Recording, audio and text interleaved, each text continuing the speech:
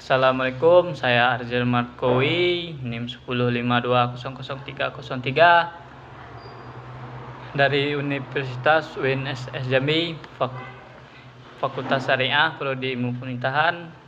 Di sini saya akan menjelaskan tujuan saya memilih jurusan Ilmu Pemerintahan di Universitas Jambi. Tujuan saya memilih Ilmu Pemerintahan karena lulusan ilmu pemerintahan memiliki wawasan yang luas terhadap pemerintahan kemasyarakatan maupun politik.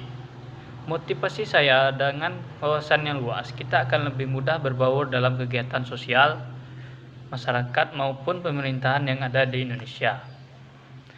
Apa itu definisi hukum?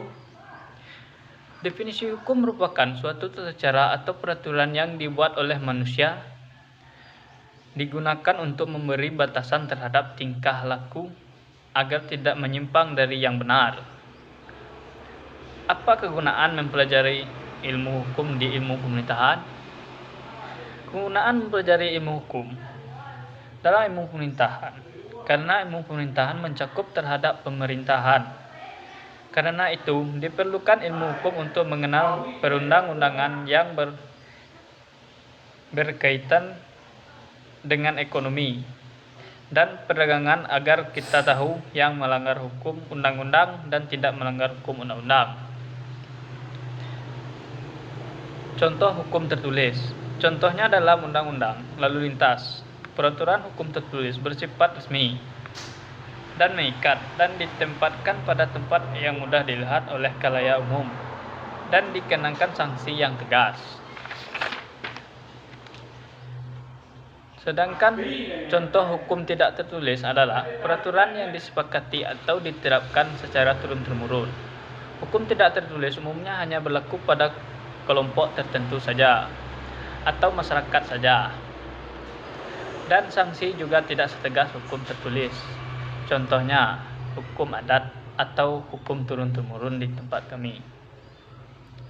Dilarang berduaan laki-laki dengan wanita di dalam rumah yang bukan muhrim.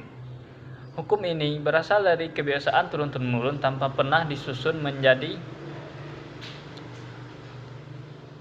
bentuk tertulis dan berlaku hanya kepada masyarakat sini saja. Terdapat bagian dari ilmu hukum yang dalam artian luas membantu perkembangan ilmu hukum, dan juga dapat dikatakan bahwa ilmu bantu hukum sebagai ilmu tentang kenyataan yang mana terdiri dari sosiologi hukum, antropologi hukum, ilmu perbandingan hukum, sejarah hukum, kriminologi hukum, kriminalitik, dan psikologi hukum. Sekian, terima kasih. Wassalamualaikum warahmatullahi wabarakatuh.